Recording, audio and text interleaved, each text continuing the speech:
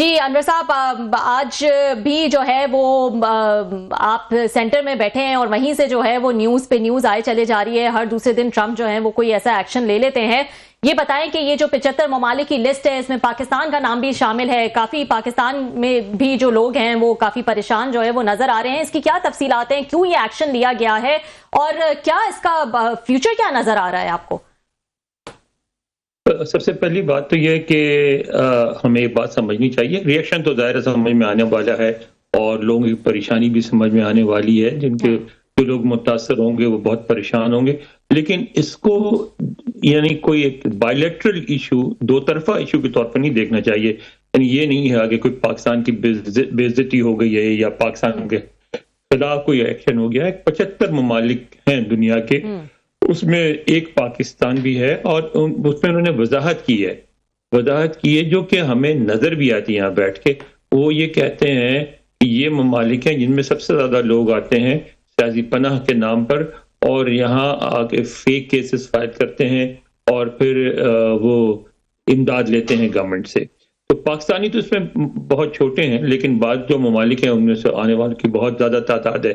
اچھا، دوسری بات اس میں یہ کی ہے کہ ایسے ممالک کو بھی شامل کیا گیا ہے جہاں اسکروٹنی کا، ڈاکومنٹس کی اسکروٹنی کا نظام جو ہے وہ مناسب نہیں ہے اور وہ اپنے حکام کو چیٹ کر کے یہاں آ جاتے ہیں. تو اس میں پاکستان کے بارے میں کہا گیا کہ پاکستان اس میں جو ٹاپ کے چند کنٹریز میں ہے، کیونکہ ہمارا جو ہے اسکروٹنی کا نظام اتنا ناقص ہے کہ ہر آدمی، یعنی صرف جو پاکستانی نہیں بھی ہوتا ہے وہ بھی پاسپورٹ بنا لیتا ہے اور آسانی سے آ جاتا ہے اور اس کو ہر قسم کے فالس ڈاکومنٹس بن جاتے ہیں اور ان کو لے کے آ جاتے ہیں. FIR بھی فیک بن جاتی ہیں. تو اس لیے پاکستان کو شامل کیا گیا ہے. نہیں تو انور صاحب، اس میں اب کیا اس کی ڈیٹیل تھوڑی سی وضاحت میں آپ سے جاننا چاہوں گی کہ کیا جو آلریڈی ان پروسیس ہے امیگرینٹ ویزا کے لیے ان کو بھی یہ افیکٹ کرے گا یا جو نئی اپلیکیشنز ہوتی ہیں ان کو افیکٹ کرے گا؟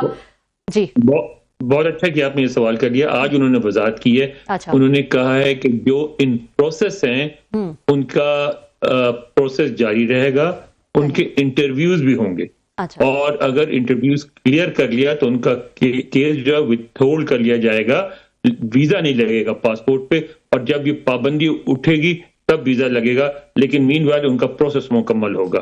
تو پابندی اٹھ سکتی ہے، مطلب تو پابندی تو وہ تو انہوں نے کہا ہے کہ یہ انڈیفینٹ نہیں ہے. انہوں نے 21 جنوری سے نافذ ہوگا اور اس کے بعد انہوں نے کب ختم ہوگی یہ اس کا اعلان نہیں کیا، لیکن انہوں نے یہ کہا ہے کہ انہوں نے کہا کہ یہ ویزا فریز ہے. یعنی نہیں کہا کہ انہوں نے اس کو ختم ہی کر دیا ہے، ویزا فریز ہے جو کسی بھی وقت ختم بھی ہو سکتا ہے. تو انور صاحب بہت شکریہ آپ نے جوائن کیا. سر یہ آپ نے لاسٹ ٹائم بھی آپ ہمارے ساتھ تھے، 2-4 دفعہ پہلے بھی آپ نے بات کی ہے. جو مڈ ٹرم الیکشنز کی بات آپ کہتے رہتے ہیں کہ بہت بڑا امپورٹنٹ چیز ہے ریپبلکنز کے لیے، پریزیڈنٹ ٹرمپ کے لیے. سو یہ سٹیپ بھی ہم اسی میں ہی کہ یہ کاؤنٹ کریں جیسے وینزویلا والا تھا کہ جناب یہ دیکھیں کہ ہم ان کو ہینڈل کرنے کی کوشش کر رہے ہیں، ایران پہ بھی سختی کر رہے ہیں. ادھر یہ دیکھیں کیونکہ یہ وہ جو گورے ہیں ان کی سب سے بڑی ڈیمانڈ تو یہ تھی جو امیگرینٹس وغیرہ ہیں ان پہ. اس کو بھی ایک آپ ایفرٹ دیکھ رہے ہیں کہ مڈ ٹرم کے بعد ہی بین اٹھے گا، اگلے 7-8 مہینے رہے گا یہ ان افیکٹ؟ بالکل آپ درست کہہ رہے ہیں میرے خیال میں، کیونکہ آپ یہ دیکھیں ہوا کیا ہے. ابھی جو 2-3 سروے آئے ہیں اوپینین سرویز، اس میں یہ دکھایا گیا کہ جو کچھ وینزویلا میں ہوا وہ اس کو پسند نہیں کیا گیا امریکہ میں، اور اس میں ان کی جو ہے نیگیٹو ہے، ایون ریپبلکنز نے پسند نہیں کیا.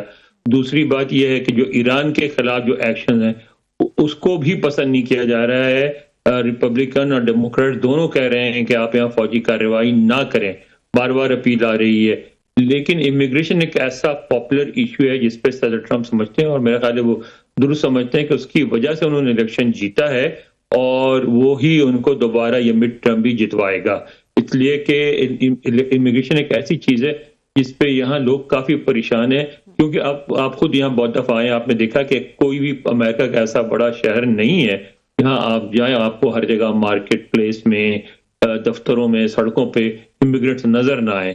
تو وہ گوروں میں ایک خوف پیدا کر دیا گیا ہے کہ اگر اسی طرح چلتا رہا تو جلد ہی امریکہ میں گورے ایک اقلیت ہو جائیں گے. تو ایک ایسا جذباتی ایشو ہے اور جو کہ صرف امریکہ تک محدود نہیں ہے. آپ نے دیکھا ہے کہ یہی فیلنگز تقریباً یورپ میں بھی ہے، اور اس لیے ایک ایسا ایشو ہے جس کو آسانی سے ووٹ کے لیے استعمال کیا جا سکتا ہے. تو کیا کل کو یہ سارے ہمارے امریکن دوست جو گورے ہیں کل کو وہ سارے آرٹ جاب کرنے کو تیار ہوں گے جو امیگرینٹس کرتے ہیں, سٹورز پہ کرتے ہیں, صفائیاں کرتے ہیں, چکن شاپس پہ کام کرتے ہیں, وہاں پہ چکن کی جو وہاں پہ ان کی یہ افزائش ہوتی ہے, شیڈز وغیرہ وٹ ایور, جا کے کھیتوں میں کام کرتے ہیں, آؤٹ آورز میں کام کرتے ہیں, مسلسل یہ کرتے ہیں, کم ویجز پہ کرتے ہیں, تو کیا وہ خود پھر کل کو یہ آ کے کرنے کو تیار ہوں گے جن کے لیے وہ ان کے خلاف کمپین چلائے ہوئے ہیں کہ ٹھیک ہے ان کو نکال دیتے ہیں, باہر بھیج دیتے ہیں, نہیں آنے دیتے, تو will they be ready to do those works? اس میں دو باتیں ہیں کلاسر صاحب. پہلی بات تو یہ ہے کہ نہیں, وہ نہیں کریں گے, ٹھیک ہے, اور پہلے بھی کوشش کی گیا, ظاہر ہے وہ تو سٹیزن ہے, ان پہ تو کوئی روک نہیں ہے, لیکن وہ یہاں آ کے گیس اسٹیشنوں میں اور مزدوری کی جابز نہیں کرتے, ٹھیک ہے, ان کو ضرورت پڑے گی. آج ایک رپورٹ بھی آئی جس میں بتایا گیا ہے کہ پہلی دفعہ 2025 میں جو ہے وہ نیگیٹو گئی امیگریشن, یعنی ڈیمانڈ سے کم, اور 2026 میں اور نیچے چلی جائے گی. تو اس کا کیا علاج ہوگا؟ اس کا ان کو کوئی علاج کرنا ہوگا. اس میں جب صدر ٹرمپ پہلی دفعہ صدر بنے تھے اور سعودی عرب گئے تھے, انہوں نے ایک بات کی تھی, میرا خیال ہے کہ لگتا ہے اس پہ خاموشی سے کام ہو رہا ہے, اور انہوں نے بات یہ کی تھی کہ کسی بھی ملک میں کوئی اچھی چیز ہو تو سیکھنا چاہیے.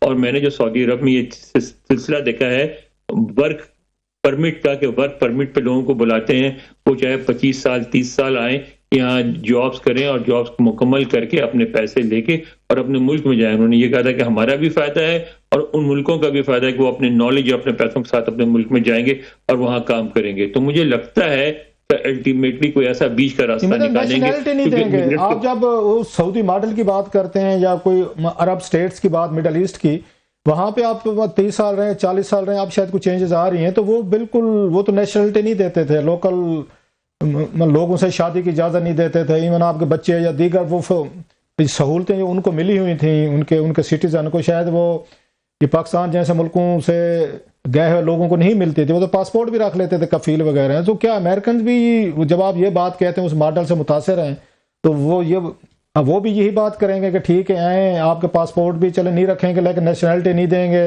اور دیگر سہولتیں برابری کی ایکویلٹی کی آپ کو نہیں ملیں گی جو مڈل ایسٹ میں بہت سارے ممالک کے تھرڈ ورلڈ کے ممالک کے جو امیگرینٹس ان کو نہیں ملتی, یہ ورکر جو ہے.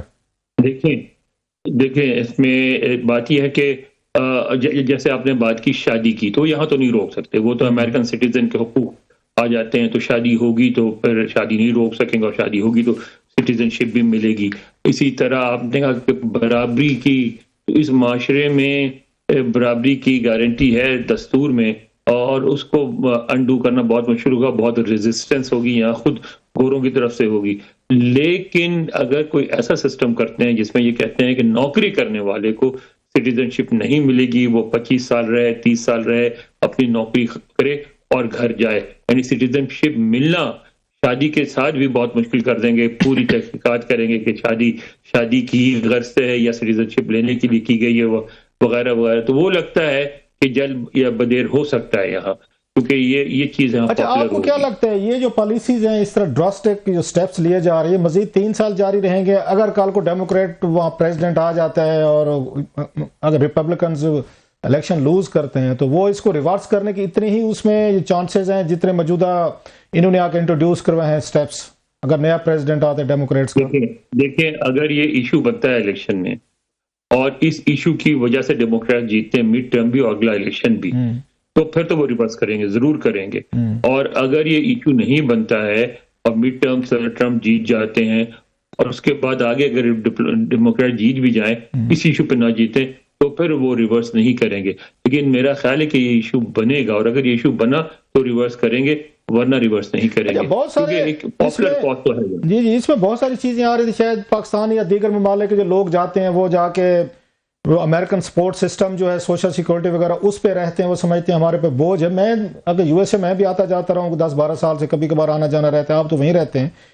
میں تو جتنے پاکستانی سے ملا ہوں اچھے خاصے کھاتے پیتے, ویل آف, بڑے اچھی, مطلب ڈاکٹرز کا آپ بتاتے ہیں وہاں پہ اتنا بڑا کلاؤڈ ہے, وہ تو ڈونیشن دیتے ہیں. مجھے تو کوئی آج تک کوئی وہاں پہ غریب پاکستانی نہیں ملا. ایون جو ٹیکسی چلاتے ہیں وہ اچھے خاصے ماشاءاللہ امیر لوگ ہیں, اپنے گھر ہیں, اپنی گاڑیاں ہیں, بچے بڑے اچھے اچھے اس میں پڑھ رہے ہیں. آپ کو کوئی ٹکرے ہیں کوئی ایسے کوئی پاکستانی جو وہاں پہ کوئی امریکن سپورٹ پہ رہتے ہیں جس کی وجہ سے وہ کہتے ہیں؟ بہت کم پاکستانی, بہت ہارڈ ورکنگ لوگ ہیں، اور آپ نے صحیح کہا کہ جو ٹیکسی چلاتے ہیں انہوں نے بھی اچھے مکان بنا لیے، بہت صحیح طریقے سے رہتے ہیں کہ وہ اچھے مناسب، یعنی 4,500-5,000 مہینے کے بنا لیتے ہیں وہ، اس لیے کہ بہت محنت کرتے ہیں، 12 گھنٹے ٹیکسی چلاتے ہیں. تو پاکستانی کم ہے ایسے لوگوں میں جو سرکاری امداد پہ رہتے ہیں، دوسرے ممالک کے لوگ ہیں، پاکستانی بہت کم ہے. اچھا، پاکستانیوں کو دکھ کی وجہ ایک اور بھی ہے، وہ 75 لوگوں کے ساتھ تو ہیں، چلو آپ نے ہمارا دکھ غم تھوڑا سا کم کرنے کی کوشش کی ہے امریکنز نے کہ بھائی آپ اکیلے نہیں ہیں. ہم ہر چیز کو دیکھتے ہیں انڈیا کے ساتھ، اگر انڈیا کا نام ہوتا 76واں ہوتا تو ہمیں بالکل ٹکے کا افسوس نہ ہوتا، بھی ٹھیک ہے ہم بھی ایسے ہیں تو انڈین بھی ایسے ہیں. انڈین کا نام اس میں نہیں ہے تو ہمیں زیادہ وہ کیا کہتے ہیں غصہ بھی آیا ہوا ہے، افسوس بھی ہے، اور ہم سمجھتے ہیں جناب کہ ان سے ٹرمپ صاحب سے دوستی تو ہماری تھی، تعریفیں ہماری کرتے تھے، اور ہمیں اپنا پاکستان کے فیلڈ مارشل ہوں، وزیر اعظم ہوں، سب کو، اور آخر میں پتہ یہ چلا ہے کہ جناب کہ ان کا نام ہی شامل نہیں. ہمیں تو یہ دکھ کھایا جا رہا ہے سر پاکستان میں، دکھ ڈبل ہو گیا، ڈبل جیوپرڈی. یہ دکھ تو بہت بڑا ہے کہ وہ ہمارے کہتے ہیں نا، انگریزی میں کہتے ہیں کہ میرے لیے یہ کافی نہیں ہے کہ میں کامیاب ہوں، میرے لیے یہ بھی ضروری ہے کہ تم ناکام ہو. لیکن بات یہ ہے کہ انڈیا اس سے بہت زیادہ ہرٹ نہیں ہوتا، کیونکہ انڈیا کو وہ ایک ڈیموکریسی گردانتے ہیں، اور کسی انڈین کے لیے یہاں سیاسی پناہ لینا بہت مشکل ہے، ان کو سیاسی پناہ نہیں دیتے، اس طرح لوگ نہیں آتے وہاں سے زیادہ تر جو آتے ہیں 2 قسم کے آتے ہیں، ایک بارڈر کراس کر کے اللیگل طریقے سے آتے ہیں، تو ان کو وہ تو ہوتے ہی اللیگل ہیں، جب پکڑے جاتے ہیں ان کو نکال دیتے ہیں، ٹھیک ہے، اور دوسرے آتے ہیں ورک ویزا پہ. ورک ویزا پہ آپ نے دیکھا انڈینز کو بہت ہرٹ کیا ہے، اور انڈینز بہت پریشان ہے. پاکستانی تو میرا خیال ہے جب سے یہ کریک شروع ہوا ہے، کریک ڈاؤن، اس میں میرا خیال ہے پاکستانی جو میں نے اپنی ایمبیسی سے پتہ کیا 50 سے کم ہے، ٹھیک ہے، اور انڈینز تو لاکھ سے زیادہ ہیں، بلکہ کئی بہت زیادہ ہیں بڑی تعداد میں، اور جو جن کا ویزا اب ریفیوز ہو رہا ہے، جو انڈیا میں پھنسے ہوئے ہیں، ان کی بھی تعداد لاکھوں میں. تو ہمیں تھوڑی سی تسلی اس بات کی رکھنی چاہیے کہ انڈینز کو انہوں نے وہاں پکڑا ہے جہاں ان کو ہرٹ ہوتا ہے، جہاں تو انڈینز کو کوئی اتنا بڑا فرق نہیں پڑتا. تھوڑی سی کنفیوژن ہو رہی ہے، یہ امیگریشن کیسز پہ ہوا ہے یا جو اسائلم لیتے ہیں ان کے لیے ہوا ہے؟ جو آپ کی گفتگو سے لگا ہے کہ شاید امیگریشن کیسز پر اسائلم والے بھی تو امیگریشن کے لیے اپلائی کرتے ہیں نا، اس کی بنیاد پہ. نہیں، وہ تو وہیں پہ جا کے کرتے ہیں. اچھا، دوسرا یہ پوچھنا تھا کہ یہ جب یہ کہتے ہیں جناب کہ وہ آتے ہیں جھوٹ بولتے ہیں، وہ پروسیس وہ ٹھیک نہیں ہوتا، اس میں 2 نمبری ہو جاتی ہے، 10 نمبری ہو جاتی ہے، غلط طریقے سے اسکروٹنی کا نظام نہیں ہے. اچھا، یہ سکروٹنی جو ہے یہ تو امریکنز کا اپنا سٹاف کرتا ہے، ان کے ایمبیسی کے لوگ کرتے ہیں، ان کا اسٹیٹ ڈپارٹمنٹ یا جو بھی ان کے ان کو وہ اپلیکیشن کو دیکھ رہے ہوتے ہیں، باقاعدہ پروسیس ہے، ان کا کلیئرنس ہوتی ہے. تو وہاں پہ پاکستان اور بنگلہ دیش، سری لنکا یا جو بھی ممالک ہے ان کا تو اس میں قصور نہیں ہے، کلیئرنس وہ خود دے رہے ہیں کہ ہاں یہ بندہ ٹھیک ہے، اوکے اس کو بھیج دیں. تو اوکے تو وہ کرتے ہیں، پاکستانی حکام تو اوکے نہیں کر رہے ہوتے کسی کو امیگریشن دینے کے لیے، تو پاسپورٹ بنا دیتے ہیں، باقی وہ چیزیں کرتے ہیں. آپ نے ویزا لگوایا نا، یہاں آگے، اب وہاں سے پھر آپ منگوا لیتے ہیں FIR بھی، اخبار کی رپورٹیں بھی، سارا کچھ ٹھیک ہے نا، اور وہ اس کہتے ہیں کہ اس میں بڑا فراڈ ہوتا ہے، ٹھیک ہے. لوگ وہ فیک FIR بنا لیتے ہیں، فیک ڈاکومنٹس بنا لیتے ہیں، سب کچھ کر کے اور اپلائی کر دیتے ہیں. اس پہ یہاں ان کو بڑا اعتراض ہے کہ آپ کے یہاں یہ بہت ہوتا ہے. اور پھر وہ کہتے ہیں کہ ہماری تو صرف ایمبیسی، ہم کس حد تک کر سکتے ہیں تحقیقات، آپ کو تو پورا ملک ہے، پوری حکومت ہے، آپ اپنے نظام بہتر بنائیں.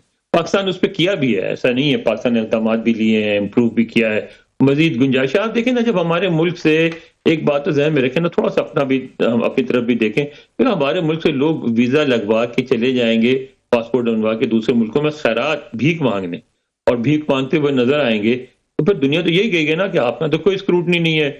فقیر کو بھی پاسپورٹ مل جاتا، ویزا مل جاتا، وہ چلے جاتے ہیں. ساری دنیا جہان میں آج کل FIA اتار دیتی ہے، وہ ان مشکوک کیسز کو، پورا ملک ناراض ہوا ہے، پورا میڈیا ناراض ہوا ہے. شروع کیا نا آپ نے، جب ہزاروں پہنچ گئے مڈل ایسٹ میں، جب شروع کیا نا آپ نے، پہلے تو آپ نے جانے دیا.